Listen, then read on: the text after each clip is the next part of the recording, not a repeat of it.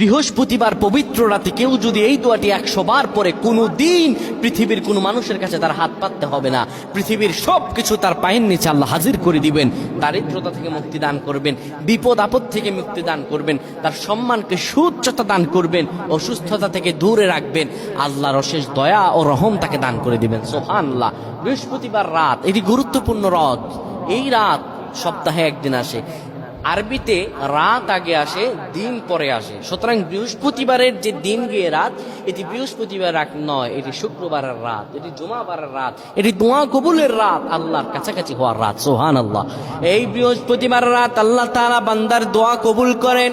কেউ যদি বৃহস্পতিবার রাতে ঈশা নামাজের পরে পবিত্র হয়ে ইয়া হাইয়ু ইয়া হাইয়ু ইয়া হাইয়ু ইয়া রফিয়ু ইয়া রফিয়ু ইয়া রফিয়ু এই দোয়াগুলো পড়তে পারে 100 বার, আল্লাহ রব্বুল আলামিন তার মর্যাদা বৃদ্ধি করে দিবেন।